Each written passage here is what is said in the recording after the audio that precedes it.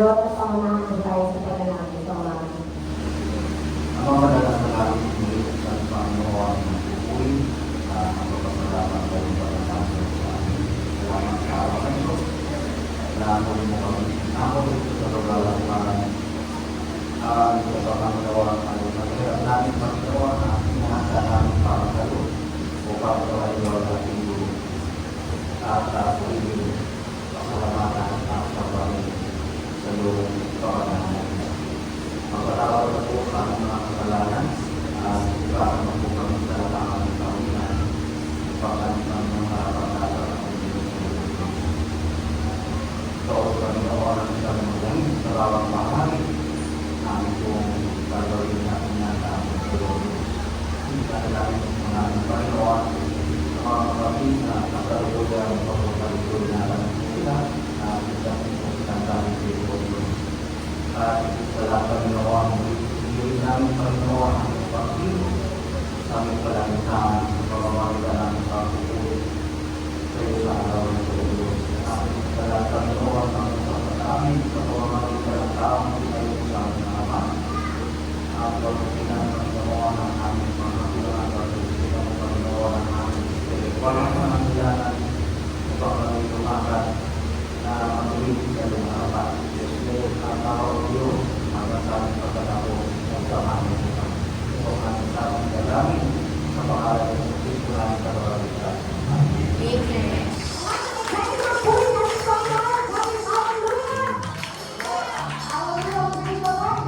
Sama-sama tayo mamuli para sa ating Panginoon ngayong araw nito. Praise the Lord.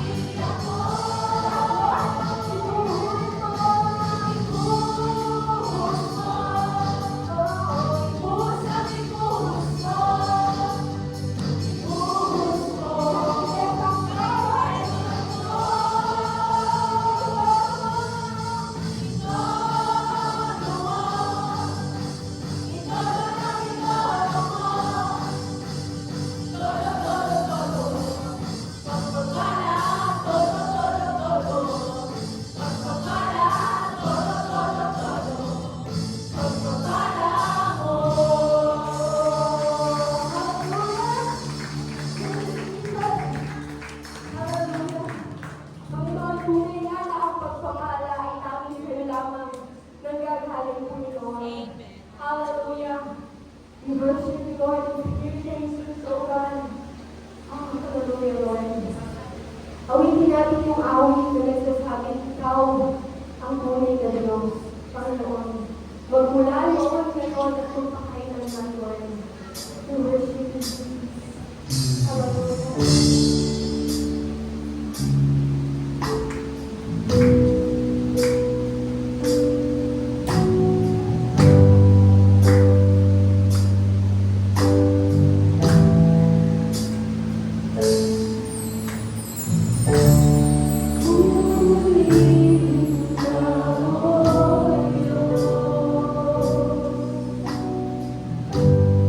Ang aming alay ay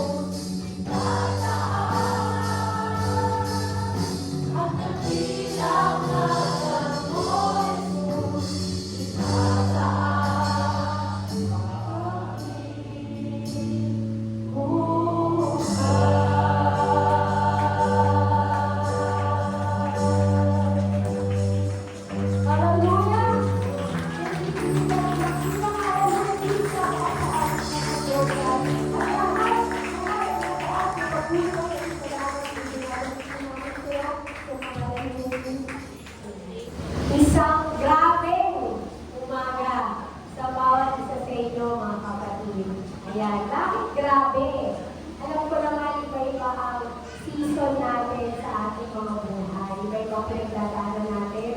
Sabi nga sa Ecclesiastes, there's an iron that is stored for everything. Ano man yung grabe nangyayari sa iyo, pwede nasa grabe kang pagpapala, pwede nasa grabe kang pagsubok, amen? Grabe kasiyahan, o grabe kalambutan. Isa lang ang totoo sa lahat ng grabe. Grabe ang pag-ibig ng ating Panginoon sa bawat isa sa atin. Amen? Amen. At puli ng Panginoon kasi sa ating mga iglesia, grabe din ang pagpapala ng ating Panginoon. So kung makikita niyo mga kapatid, kung nandito kayo last time, iba pa po yung itsura ng drums natin. Amen? At ngayon po, kung mapapansin po ninyo, ito po ay pagpapala ng ating Panginoon. Meron po siyang hindi po ng isang tao. Meron po tayo anonymous donor na nagbigay po ng drum set na ito. Pagpapala natin ating Panginoon. Kaya purihin ang Panginoon dahil sa ating po pag-ministeryo ay meron po mga tao na nagnanais po sumuporta para po sa ikalalamupan ng gawain ng ating Panginoon. At ang bawat isa po sa ating mga kapatid ay maaari din po mag-support sa gawain ng Panginoon. It can be financial, it can be your time, it can be your abilities, your skills, mga kapatid. Marami po ang pwede natin gamitin na paraan para po tayo ay makipahagi sa gawain po ng ating Panginoon. Kung kayo po ay mahilig sa ikipag-usap sa mga tao, maganda po maaga kayo pumunta sa ating iglesia para ma-welcome niyo po lahat ng mga dumadating. Kasi kailangan natin ng mga welcomers and visitors, mga kapatid. Ayan. Kung kayo naman po ay magaling sa mga technology, ayan, yung mga PowerPoint presentation, willing po ang ating site na mag-accept ng mga tutulong po sa ating po mga gawain na technical. Ayan. Lahat po ng pwede yung mag-isip na support para po sa ating ministeryo ay open po. So, nakita nyo lang po kahit sino po sa ating mga elders na kapatid at sabihin nyo lang po na willing po kayo enable na makibahagi sa ating gawain. Kahit po manalangin para sa ating magbibigay. Purihin na Panginoon sa umagang ito. Pagkasalamat po namin as always ang inyong kapatapatan sa aming mga buhay. We praise you God dahil sa lahat ng oras, kami po natin ay nagbibigay ng lahat ng aming mga pangangailangan. Physical Panginoon, spiritual, emotional, and financial oras. Itinataas po namin sa inyo Panginoon ang lahat po ng aming narito, ng mga ito, ng kapok, ng mga narito, patuloy sa paspasan, ng mga kamay ng lahat, ng nagbigay Panginoon, na ang lahat po ng kanilang gagawin, ang patuloy po na magbigay po ng papuri sa inyong kanilang pangangailangan. Tulungan niyo po kami Panginoon, na ang lahat po ng narito preso ay magamit po namin para pa sa ikayala po sa inyong po gawain mo. Salamat po Panginoon at patuloy na hindi namin na ibigay po sa amin ng mga puso ang ibigay po ng buong trust namin sa inyong na ang lahat po ng aming pagkakailangan ay patuloy na pagkahalod nyo at ibabalik nyo po sa amin na susunod ng mga ako. Salamat Panginoon sa iyong papuri. Salamat. In Jesus' name we pray. Amen. And as we enter at new quarter, mga kapatid, nasa quarter 4 na tayo. And today ay napakaganda po ng ating topic sa umaga nito. At mabos po natin ang ating mga puso at isipan sa mensahe ng ating Panginoon at lalagay po sa atin ng ating pastor, si Erwin. Good morning. Masaya ba tayo mga kapatid? Sabi nga, every day, every busy is a blessing. Amen. So, dapat lagi tayong masaya. Kahit lahat ay tumayo.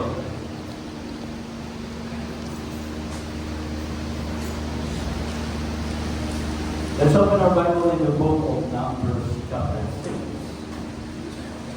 And we will read from verses 22 to 27.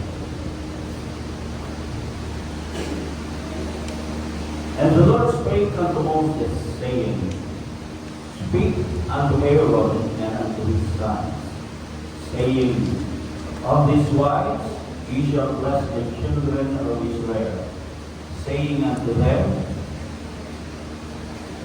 The Lord bless thee and keep thee. The Lord make his face shine upon thee and be gracious unto thee. The Lord lift up his countenance upon thee and give thee peace. And they shall put my name upon the children of Israel, and I will bless them. Papasahin ko po sa wikang Tagalog. Sabi dito, at sinalita ng Panginoon kay Moises na sinasabi, salitain mo kay Aaron at sa kanyang mga anak na sasabihin, sa ganitong paraan, babasbasan ninyo ang mga anak ng Israel. Inyong sasabihin sa kanila, pagpalaing ginawa ng Panginoon at ingatan ka. Paliwanag ginawa ng Panginoon ang kanyang mukha sa iyo at mahabag sa iyo. Ilinaw nawa ng Panginoon ang kanyang mukha sa iyo at bigyan ka ng kapayapaan. Gayon nila ilalagay ang aking pangalan sa mga anak ni Israel at aking pagpapalain sila. Saan po nakakala sa magaling mo ay po mga namin. Ama namin Diyos na makapangyarihan sa lahat. Inubuhay ka namin at pinasasalamatan sa lahat ng iyong pagbihan sa aming buhay. Sa kalakasan, sa mga biyaya na patuloy mong pinakakaroon. At higit sa lahat, ay ang mga spiritual na pagpapala na nararanasan namin sa aming buhay. Ama, sa oras na ito, muli kami humihiling ng iyong paglalagis sa iyong ito. Sa aming gagawin pakikinig ng iyong mga panalasalita. Gamitin mo siya, Panginoon, para sa aming lahat, mangusap ka sa amin sa pamamagitan niya. At hayaan mo, Diyos, na lahat ng kanyang sasalitain, lahat ng kanyang sasabihin, ay pawang nilagaling na lamang sa iyo. Tago mo siya sa iyo dito lang mo. At hayaan mo na may Padre Espiritu ang siyang kumilos, mamuna sa amin sa kabuuan ng aming gawain. So ang aming sinasamo at inilalagay sa pangalan ng aming Panginoon sa Kristo. Amen. Makabalik po tayo sa ating mga buhay. Speak blessings. Ito po ang ating topic sa umaga dito. Ano ba ang ibig sabihin ng blessing? Diba, nasanay na tayo sa magandang kaugalian na inabis na natin na tayo ay nag-bless sa mga nakatatanda natin. Amen. So, pag tayo ay nag-bless, akala natin gano'n lang yun. Pero alam nyo ba na ito pala talaga ang kalooban ng Diyos. So pagkat dito sa ating binasa mga kapatid, this is a command to Moses which he will give to Aaron and the priest. Ito po ay priestly blessings na sinasabi ng ating Panginoon na ito yung sasabihin o babanggitin, sasalitain ng ni Aaron at ng ating mga Levita upang pagkalain ang Israel. Now, sa ating panahon, naalala ko ng araw, lalo na pag dumarating ang Pasko, naging kaugalian na po ng aming pamilya na aming mga anak, bago po kami umalis para mamasko naman sa iba. Iba pagpasko, namamasko yung mga bata. Pero bago po kami bumaba ng bahay, ay naluluhod po kami sa harapan ng aming mga magulang. At pagkatapos ay bibindisyonan nila kami. they will bless us.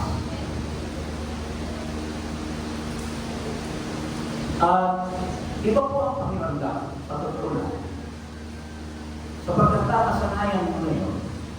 Pero ang pakiramdam ko, pagka ikaw ay binindisyonan ng pangulang mo, parang mayroong kakaibang bagay na nangyayari sa akin.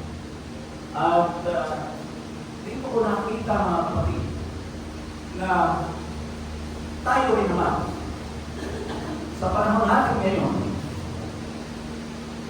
Actually, bihira na po ngayon yung nag-reflex.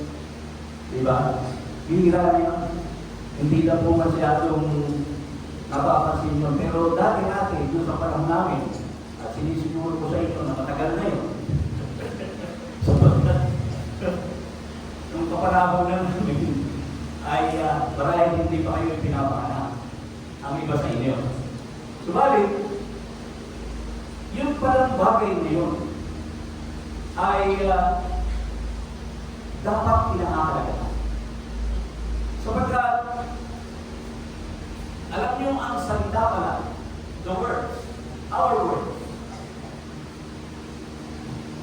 Words have great influence in the lives of other people. It can do good or it can do harm. Pwedeng makabuti at pwedeng makasama. Sapagkat meron pong kapangyarihan ang salita.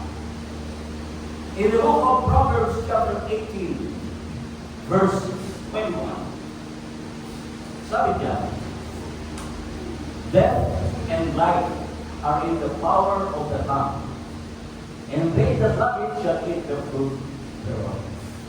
Pansinin niyo mga kapatid, kamatayan at buhay ay nasa kapangyarihan ng bilang.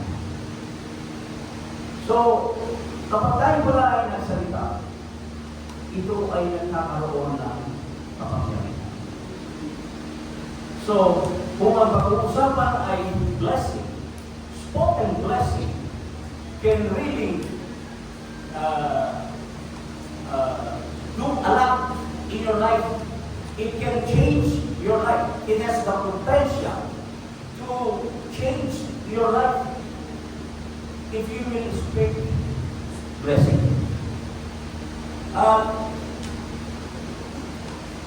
Another verse is in Proverbs 20, chapter 16, verse 24.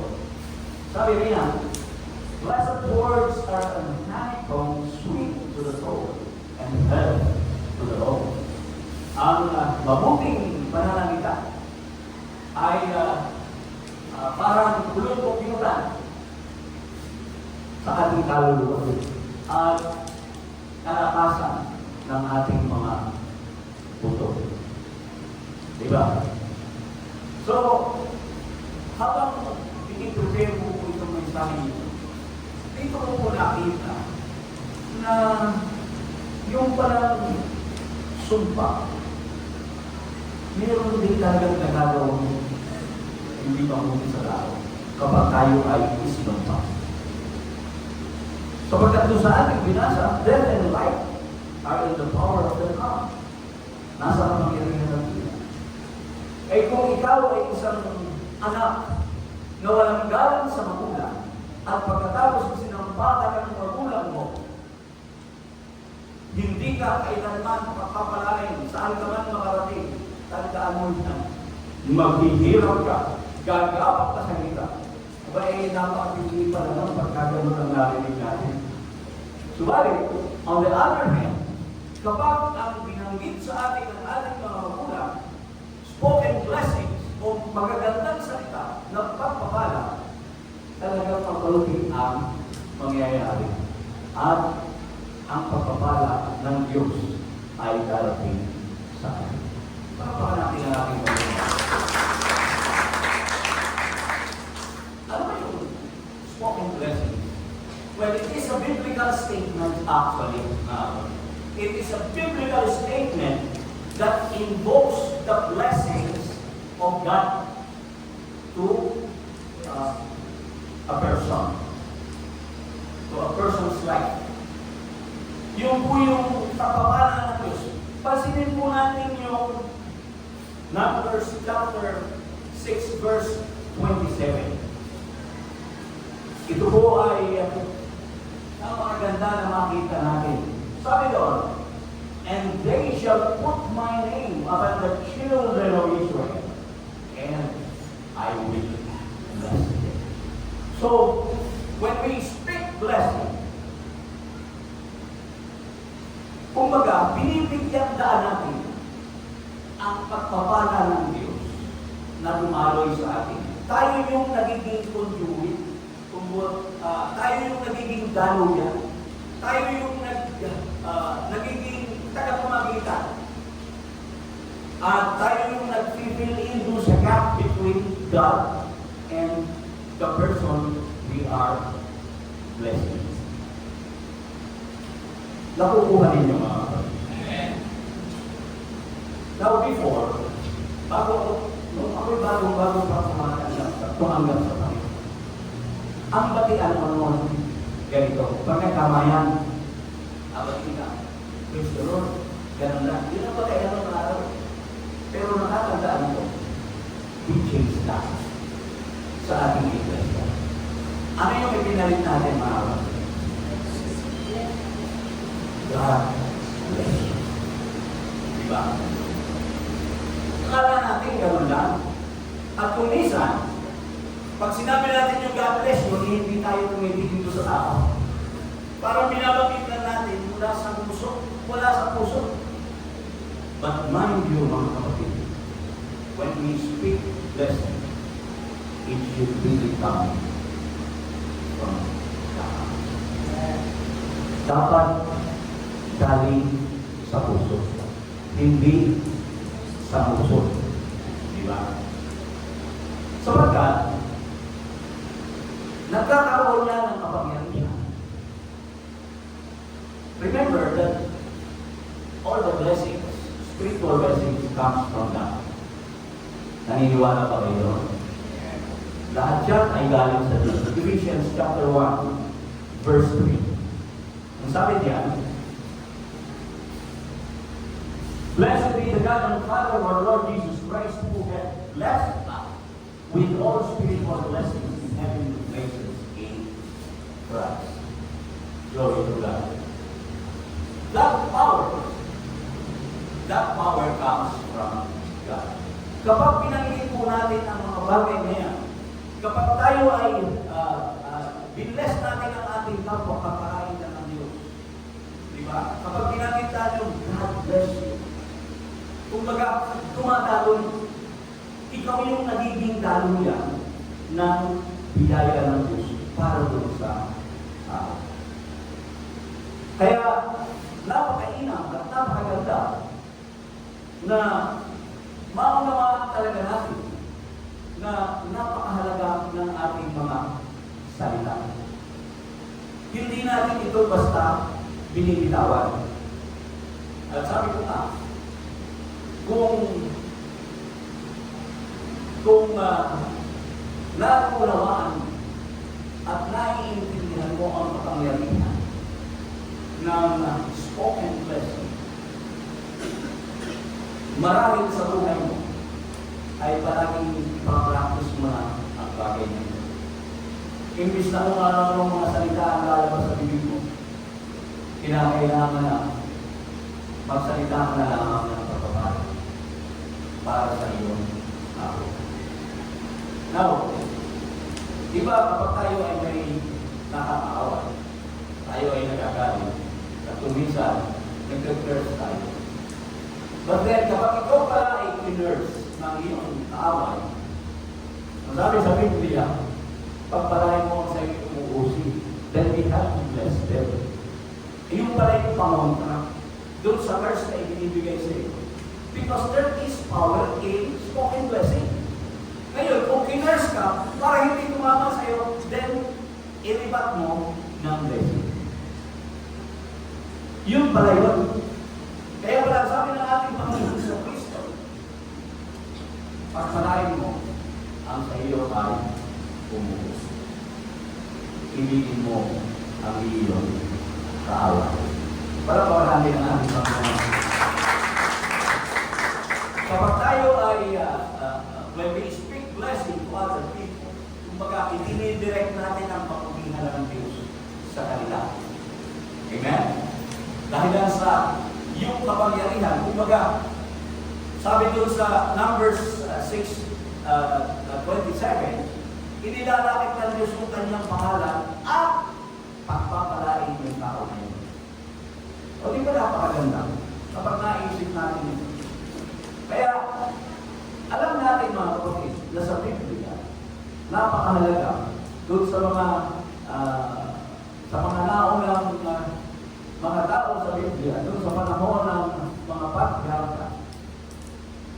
Alam natin kung paano inagaw ni Jacob ang blessing mula kay Isaac. Inagaw niya na dapat ay para kay Esau. Sapagkat itong si Esau, ipinagbilin niya yung kanyang pagkapanganay sa isang mangkok na lugaw. Well, what's the story behind? Sapagkat matanda na si Isaac at malabo na yung kanyang mga mata. Alam ito ni Rebecca sa kanyang asawa. At gusto niya na ibigay yan yung kanyang paspas doon sa kanyang panganay na anak na walang iba kung hindi si Esau. Now, Esau ay kumbaga, ano siya mga ngaso. So, ang ginawa nitong si Rebecca, nagluto na ng masarap na lugaw. Itong si Esau, pagdating, gutom na gutom. Sabi niya, kahingi naman ako niyan. Sabi naman ni ako, pagpili mo sa akin yung iyong pagkapanganay. Ako na yung maging pangalan. Sabi naman ni Esau, pakialam mo doon sa pagkapanganay ko. Sa butol na ito, aanin ko yung panganay na ako. Sige, ibigay mo sa akin yan. And after that, si Rebecca naman, dinamitan si Jacob na medyo mawalahipo para hindi makilala ni Isaac. So yung blessing, yung baspas ni Isaac ay napunta kay Jacob. Yun po yung pangyayari. Kaya yung pangalan Jacob, ang ibig sabihin nun, supplanter, manunulot. Pero pinagpala sa Jacob because of that blessing na galing sa kaniyang ama. Sapagkat nagaganap sa kanya, lumaki sa kanyang ama, kumbaga siya ang naging conduit sa pagpapala na ibuhos ng Diyos para kay Jacob. At alam natin, sa Biblia binabanggit ang Diyos ni Abraham, Diyos ni Isaac, at Diyos ni Jacob. Makikita po natin na si Jacob talaga ay pinagpala talaga ng Diyos. Because of that spoken blessing that he received from his father. Palakpakan natin ang ating Diyos. So yung bagay na yan ay dapat natin din pahalagaan sa ating mga buhay. At pag tayo ay nagpapakilala, mas maganda talaga na we speak blessings to people, to our brethren. Of course, there are times na tayo ay nandun sa ating lowest times. Diba? And napakagandang bagay na to encourage our brethren, to encourage other people, we speak blessings to them. And that spoken blessing should be biblical statements. Mas maganda ng biblical statements ang bagay na yan. Sapagkat, alam natin na talaga yun ang katotohanan na mangyayari sa kanila. Halimbawa, kapag sinabi mo daw sa tao, pagkalain ka ng Diyos, bigyan ka ng kapayapaan sa buhay mo. Sapagkat alam natin na ang ating Diyos, ang Diyos ng kahabagan, siya ang Diyos ng mga biyaya, at siya ang Diyos ng kapayapaan. So you're speaking the truth to work in that person.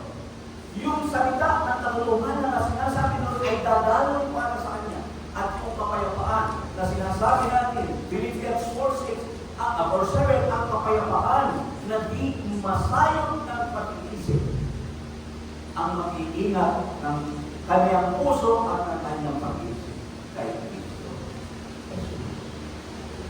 Malinaw yan. Yung mga salita na imbis na yung mga salitang ato ang sasabihin namin, okay ka? Okay? Okay ka? Eh di ba, mas maganda kung God bless you, brother. God bless you, sister. And it should come from the heart. Alam niyo, spoken blessings, wala namang paraan. There's no right or wrong way kung paano ito babanggitin. You should just be yourself. Dapat kung ano lang yung nararamdaman mo, sasabihin mo lang from your heart. And it will go places to that person. Kumbaga, malaki ang nagagawa dun sa tao niyo. Now, yung binasa natin mga kapatid, in Numbers chapter 6, verses 24 to 26. Pakibalik ka, Mr. Ben. Okay. 24 to 26. This should be the framework when we speak blessings. Ito yung maging framework natin. Ano ba yung framework? Baskakan. Framework. Bakayan. The Lord bless thee and give thee. The Lord make his face shine upon thee and be gracious unto thee. The Lord lift up his countenance upon thee and give thee peace. Tingnan niyo mga kapatid, yung mga keywords yan, kung yan ang babanggitin mo, pagpalain ka ng Diyos at ingatan ka. Diba? Magtiwalay naman sa inyo ang kanyang mukha at maging merciful sa iyo. Mapagbiyaya sa iyo. So, pag binanggit natin yan, kumbaga dito nakabase, sapagkat alam natin na ang Diyos, God is a God of mercy. Ang Diyos ay Diyos na kahabagan. Diba? Sabi nga na in 2 Corinthians chapter 1 verse 3, I think, hindi ko yata inilagay niya. 2 Corinthians, ito yung sinabi ni Apostol Pablo, chapter 1 verse 3, sabi niya, Blessed be God, even the Father of our Lord Jesus Christ, the Father of mercies, and the God of all comfort. Purihin nawa ang Diyos at Ama ng ating Panginoong Kristo, ang Ama ng mga awaan at Diyos ng buong kaaliwan. Kaya kapag tayo ay nagsalita ng pagpapala sa ating kapwa, kapag binibisyon na natin, this should be the pattern. Ano yun? Ang Diyos ng kahabagan, ang Diyos ng kaaliwan, ang siyang umaliw sa iyo. So pagkakatumanan yung ating binabanggit na ang Panginoong Jesucristo ang ating Diyos, ang Ama ng kaawaan at Diyos ng buong kaaliwan. Maaliw ka naman. Aliwin ka naman ng ating dakilang Diyos sa panahon ng iyong pagdadalang atin. Diba? Pag binanggit natin yun, God will do His part to give peace to that person, to appease that person. Nakasalubuyang nahihirapan, nalulungkot. Kaya na ang kaligayahan o ang kasayahan ay mapunta sa kanya. Remember that hindi po tayo ang nagpapala. It's God. Nagiging intercessor lang tayo. We intercede. Kapag tayo, when we speak blessings to people, we intercede between that person and God. Tayo yung nag-fill in sa God. Namamagitan. Amen? Kaya napakahalaga talaga pala ng bagay na ito. Akala ko noon, kapag kami nagmamano sa mga matatanda, kaya alam niyo naman po sa probinsya, lalo pag kami nandaan, ang mga matatanda na kahilera, takot ka na. Babay-bayin mo isa-isa yun, nagmamano ka. At lahat ng yun, ay i-bless ka naman. Eh, malaking hindi natin alam because ang salita pala ng pagpapala ay malaki ang nagagawa sa buhay natin. Palakpak natin ang ating mga. Eh, dati, parang ano lang eh. Pag sinabi natin, God bless you, parang wala. Parang buang bibigla. But then, ngayon mga kapatid, always remember, ay magsalita yun. Pagkain ka sa Diyos, dapat galing sa puso natin. Huwag mong babagitin yan ng samusula dahil hindi po kikilos ang Diyos sa pagkain. Ang Diyos ang nakakabok o nakaalam ng nilalaman ng ating mga puso. Amen. Kaya napakahalaga na maunawaan natin, maintindihan natin ang kapangyarihan ng pagbabasbas. Kaya kung mapapansin ninyo mga kapatid, sa lahat ng mga iglesia, umaten kayo, after ng service, mayroong benediction. Diba? Sumayin nyo, yan. Kumbaga, ano yan eh? Palagi nating narinig yan. Sumayin nyo rin. Hindi naman na siya. Diba? Pero, kung mapapansin natin, yung mga ganon, parang kapag binanggit kayo doon sa dati nating pananampalataya, sumayin nyo ang Panginoon, alam mo na tapos na. Kumbaga, sa iyo ayos na nakatapos na, makakauwi na. At sasabihin mo, sumayin nyo rin. Para wala naman, parang walang bearing, di ba? Honestly, doon sa mga panahon na yun, na narinig natin yung mga bagay na yun, anong nararamdaman ninyo? Kapag pinanggit nung nasa punto ito, sumayin Ginoo ang Panginoon. Meron ba kayong nararamdaman? Kapag hindi natin alam eh. Pero ngayon, kahit doon sa lugar na yun tayo pumunta, kapag binanggit sa atin yung sumayin niyo ang Panginoon, you really have to feel it. Dapat maramdaman niya because it is a spoken blessing. Praise the Lord! Praise the Lord! Hallelujah! Napaka-gandang pakinggan. Kaya nga, di ba?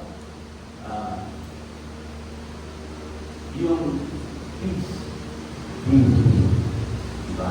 Patian yan eh. Patian yan. Pero tingnan ninyo, pansinin ko lang, hindi po ako naninintas. No, I just want to make my point clear. Na itong mga salitang ito ay hindi dapat binabanggit ng sa bibig lang. When you say, peace be with you, talagang dapat sinasabi mo ang kapayapaan ng Diyos ngayon. Diba? Pero, kapag sinabi na ng Panginoon, the Lord be with you. Ng pari, the Lord be with you. Pagkatapos babangit siya, I give you peace, my peace, I need you. Magbatian tayo ng kapayapaan sa isa't isa. Sabi ng mga tao, ganun lang eh. Ilan lang talaga, marahil yung kapamilya mo. Pagkatabi mo, please be with you. Marahil. Pero kung ang katabi mo, hindi mo kilala, ewan ko ha, hindi naman tayo, kumbaga, let's be frank with each other. Kung mali ako, pataparin nito ko. Pero sa totoo lang, kadalasan, binabanggit lang natin yun without any meaning at all. Kaya nga, salamat sa Panginoon sapagkat mayroong ganito. Hindi palabas-labas sa tao. And when you say, peace with you, peace be with you. Kasi nakaka-attend din tayo doon. Di ba? Pumupunta rin tayo doon. Kapag nakapagtatian tayo ng gano'n, let it be from within the heart. From now on. Kasi narinig na natin. So, but that spoken blessing, ang salita ng pagpapala ay malaki ang nagagawa sa buhay ng ating tao. Amen? Para natin natin ang ating pagkakas. Hallelujah. Now, in the book of Matthew chapter 10, verse 8, ito po ay napakagandang bagay na itinuro ng Diyos sa mga apostol. Sabi niya, heal the sick, cleanse the lepers, raise the dead, cast out devils. Freely you have received, freely give. Tinanggap mo ka ng libre, ipamahagi mo ng libre. Now, spoken blessings is one way of giving free through spoken blessings. Maring hindi mo kaya,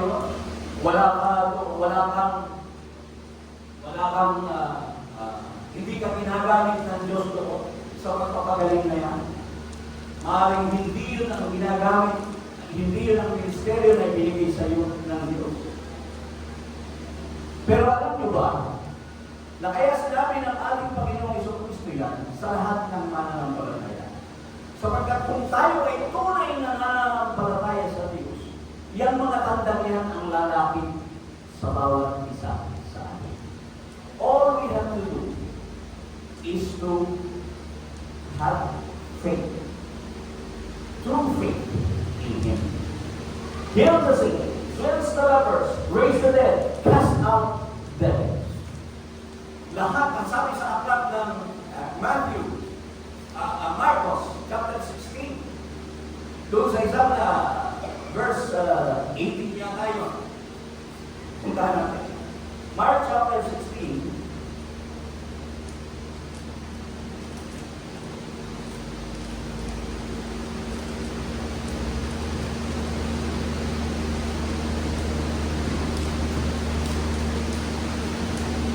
sabi, o 17, and this sign shall follow them that believe.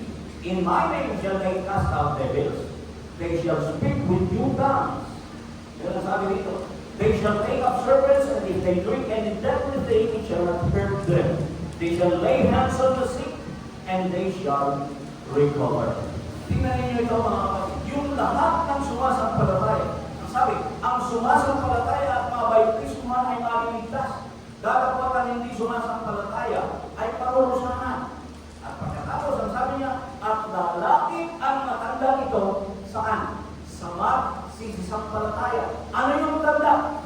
Mga nagpapalabas sila ng mga demonyo sa aking pangalan. Mga nagsasalita sila ng mga bagong wika.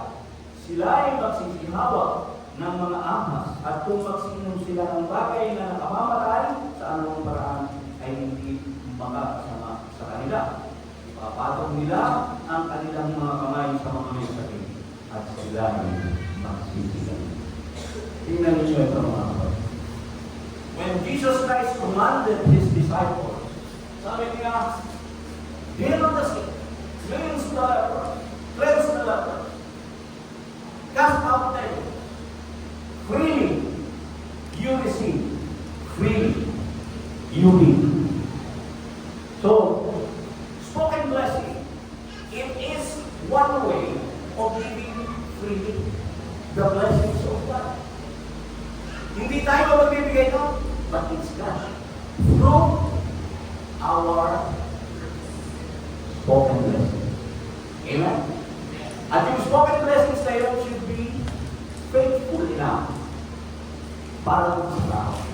Dapat na ito talaga yung ating matibay na pananalig sa Diyos na magpapalain siya ng ating Panginoon. Amen? Amen. Kaya, ang sinasabi ko ito mga kapatid, lahat ng mananampalataya talaga sa Diyos, may tandang lalapit sa amin. Kaya talaga nila magpagaling ng may sakit, ipapatong lamang nila ang kanilang pamata. Amen. In the name of Jesus Christ, be healed. Pag pinanggit mo yun, nakuha mo ang pananampalataya mo, God will work. Ikaw yung mag-fill into sa God. You will intercede. Ikaw yung namamakita at dadaloy ang biyaya ng Diyos doon sa naman. Glory to God. Palapakan natin ang ating Panginoon. So, ganyan po kahalaga. Ganyan kahalaga. Now, sabi ko nga, wala namang mali. Walang tama, walang paraan na tama, walang paraan na tama. Just be yourself. Now, paano ko ba babanggitin? Alam nyo, meron akong inilagay, tatlo lang na mga halimbawa, mga biblical blessings na pwede nating gamitin. In Psalms chapter 20 verse 4, sabi ko, grant thee according to thine own heart and fulfill all thy vows. Papasahin ko po sa Tagalog para mas magandang kita natin.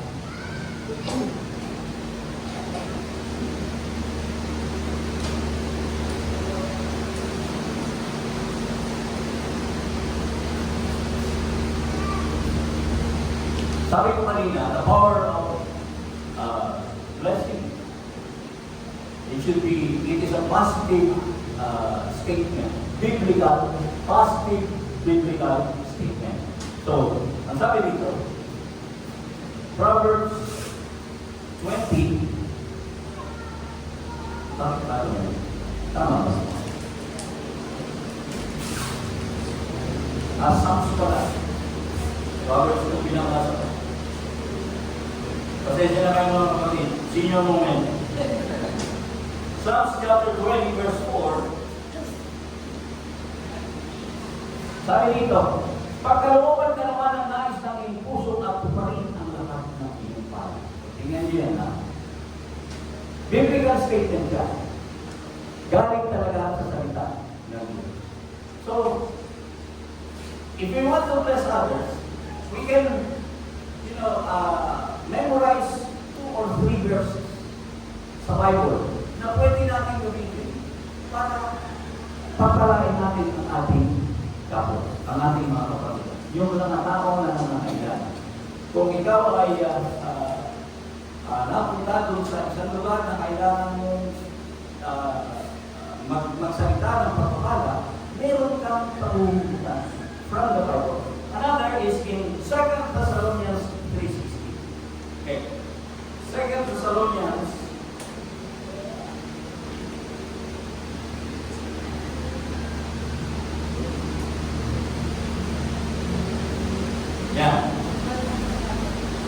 Now the Lord of peace himself give you peace always, by all means. The Lord be with you all. Yan. Ngayon, ang Panginoon din ng kapayapaan ay magbigay nawa sa inyo ng kapayapaan sa buong panahon at sa lahat ng paraan.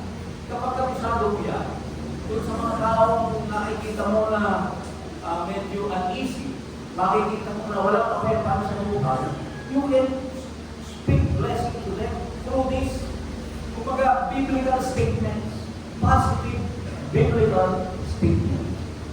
At yan ay kinikilala ng Diyos. Sapagkat ang sabi doon sa Numbers chapter 6 verse 27, ang aking pangalan ay inilalapit ninyo sa kanila at pagpapalain ko sila.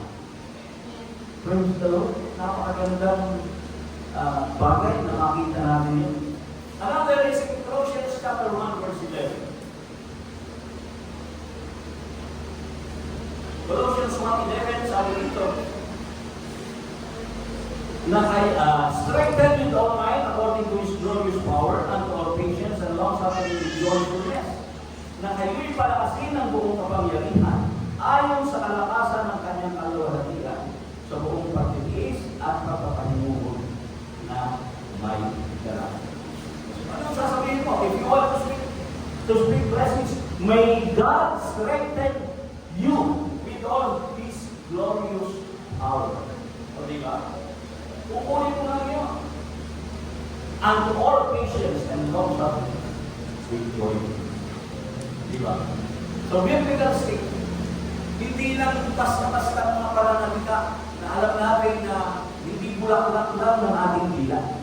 Kung hindi ito ay mga katotohanan na mismo ang Diyos ang nagsasalita.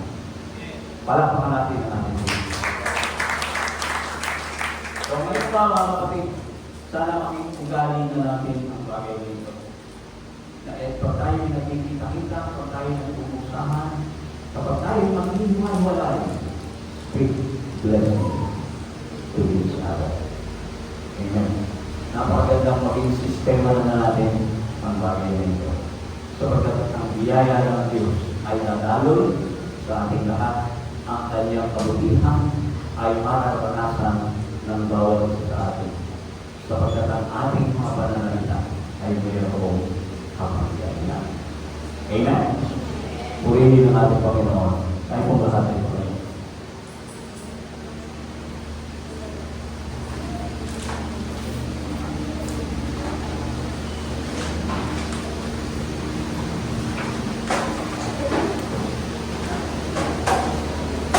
Sa araw ito mga kapatid, meron po tayong ulit po ngayon. Kaya naman mahalaga na gawin natin inarapat-dapat ang bawat isa atin sa harapan ng ating Panginoon. Sa pamamagitan ng pagsisisi sa lahat ng ating mga inisip, sinalita at ginawa na hindi natin kalulog sa Diyos. Mga kasalanan ng ating sinadyaman muli, ihingi natin ng kapatawaran sa Diyos sa oras nito. Huwag tayong magmadali mga kapatid. Hallelujah! Nasa ating po ang lahat ng panahon. Hingin natin na kumilos ang Banal na Espiritu sa ating mga buhay. Sapagkat napakahalaga na ang Espiritu ng ating Panginoon ang siyang nagmamaliobra ng ating mga buhay. Kaya hingin natin sa Diyos ang kapatawaran sa lahat ng ating mga inisip, sinalita at ginawa. Na hindi natin kaaya-aya. Sa isang buong linggo, hallelujah, alam ko na napakaraming ginawa ang kaaway para tayo tuksuhin. Maraming mga bagay na nakaagaw ng ating pansin at hindi naging mainam tayo sa harapan ng ating Diyos. Subalit, tandaan natin, sabi ng ating Panginoon, ang lahat ng sa akin ay manapit, kailanman ay hindi ko sila itatakwil. Kung ipakahayag natin ang ating mga kasalanan, kung umpisan natin sa ating Panginoon, lahat ng ating mga nagamang kamalian, siya ay tapat at banal na tayo ay patatawarin at lilinisin niya tayo sa lahat ng ating kalikuan. Let us come for the Lord. Hallelujah. Lumapit tayo sa ating Panginoon sa oras na ito. Habang ang ating makinig na umaawit, hallelujah, taas natin ang ating kamay sa ating Panginoon bilang tanda ng pagsubok, pagkilala sa ating kahinaan, bilang pagpapakababa ng kanyang harapan. Kilalanin natin, tanggapin natin sa ating sarili na tayo ay nagkamali. Humingi tayo ng tawad sa hayaan natin, hindi natin ang kanyang banal na Espiritu ay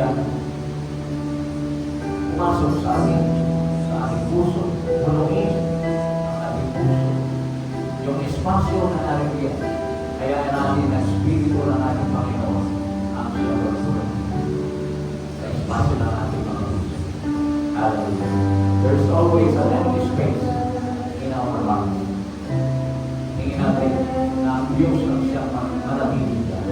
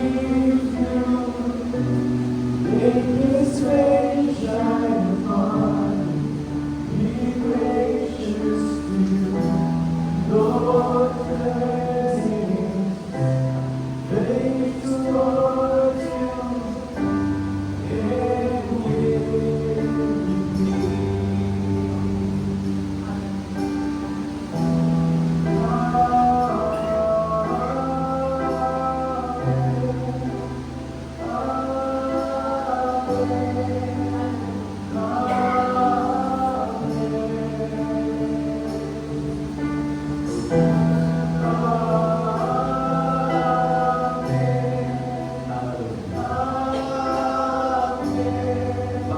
mo mahingi na makakawala ang iyong napagkukulang sa Diyos, hintayin mo ang kanyang banal na Espiritu. Wait upon Him. Hallelujah. Hintayin mo ang kanyang pagkipo sa iyo. Hingin mo sa Panginoon. Oh Lord, we long for your touch. Hallelujah. We long for your Holy Spirit. Let your Spirit, Lord, fill our hearts right now. Jesus, lumilos ka sa buhay ng iyong mga anak.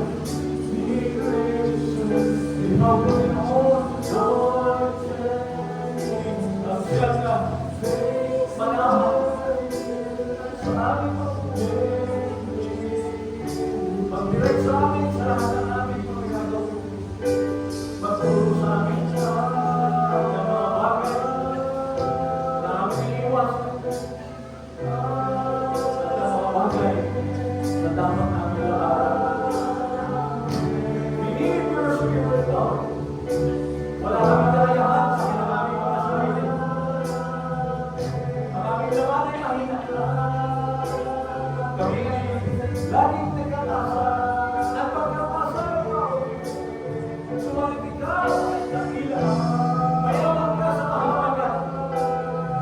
Hallelujah. Ibuhos mo sa bawat sa Panginoon ang iyong banal na Espiritu. Lord, let your Spirit move right now.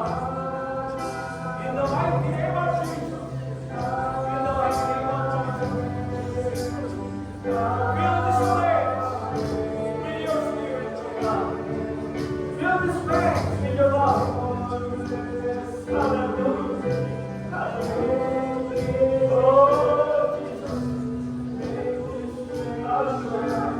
Kaya umalis kami sa lugar dito. Kaya hindi namin nararamdaman ang iyong presensya.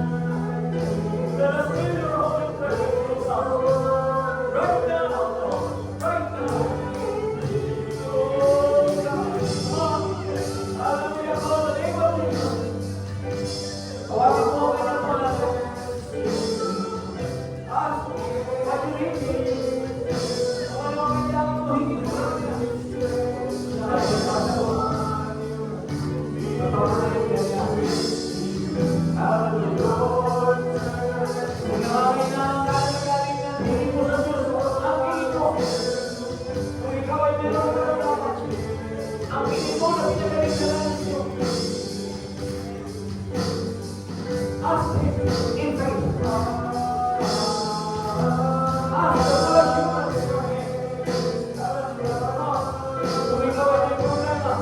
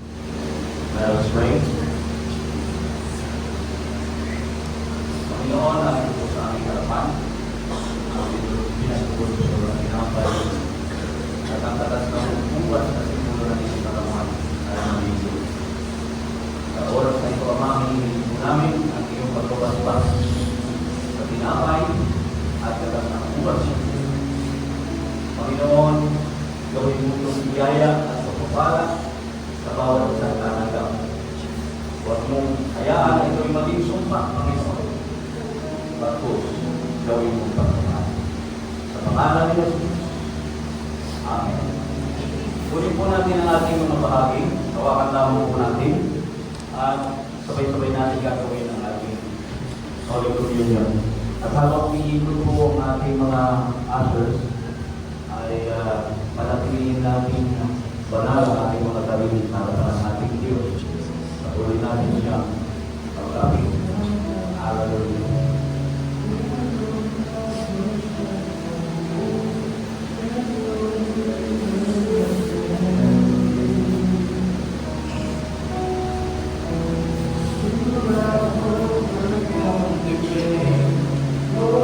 Maalala naman po sa bawat isa, kung hindi po tayo nakapagsisig, ay huwag po tayo makipag-ating sa ating pagkakas.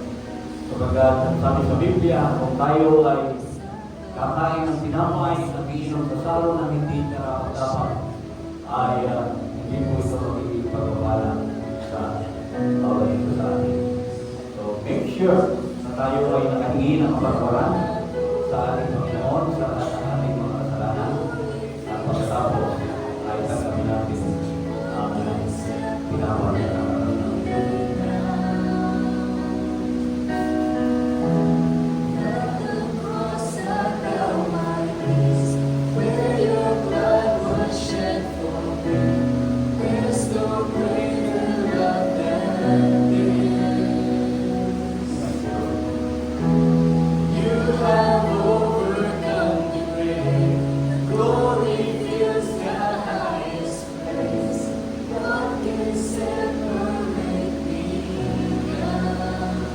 sapagkat tinanggap ko sa Panginoon ang ibinibigay ko naman sa inyo na ang Panginoong Jesus ng gabing siya'y pagkalalo ay dumampot ng tinapay at nang siya'y makapagpasalamat ay kanyang pinagputol-putol at sinabi, ito'y aking katawan na pinagputol-putol dahil sa inyo.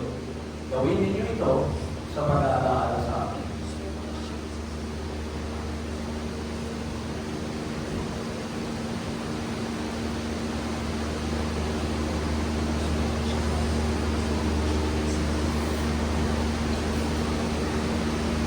At gayon din naman, ginawa ka ng sarot pagkatapos na makahapon na sinasabi, ang sarot ito ay siyang bagong sa aking dugo. Gawin ninyo ito sa tuwing kayo magsisiginom sa pag-aalaala sa akin.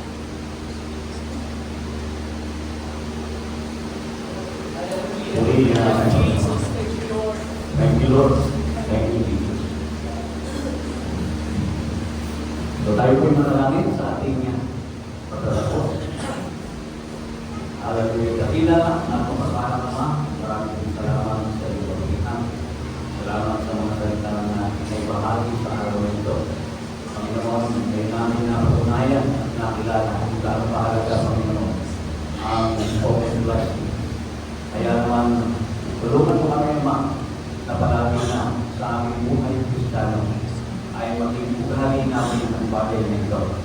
Na siya namin pagmitin palagi na sa aming sapot, sa aming mga miyembro ng aming pamilya, sa aming mga kaibigan, at sa lahat ng aming mga kapatid. Hallelujah. Manatili nawa, Panginoon, sa amin ang naisipag ito, at manatili nawa, Panginoon, ang iyong pinaya na kunikilos sa bawat isa sa amin. At nihiling po namin ang Diyos na sa aming pasamantalang pag-iwaniwalan sa umadang ito. Ang iyong pag-ingan, ang iyong pagtupay at igawan mo sa bawat isa. Kung paano mo kami dinalaan dito sa lugar na ito, Panginoon. Iba rin mo kami ng ligtas sa aming mga tahanan. At muli, dalhin mo kami sa aming mga susunod na gawain na palagi na ay nagtataboy. Ang lahat ng ito, Diyos, ay aming hinihiling at inaasahan sa iyong dakila at makapagod ng pangalan sa pangalan ng Jesus. Amen. Tanggapin po natin ang masbas ng ating iglesia at gusto po sa mga kapatid, pangalan na ang biyaya ng ating Panginoon, ang kanyang pag-ibig at ang kanyang pag-iingat at ang pakikibisa ng Banal na Espiritu ay sumainyo na ay kung lahat ay magkamayan sa buhay sa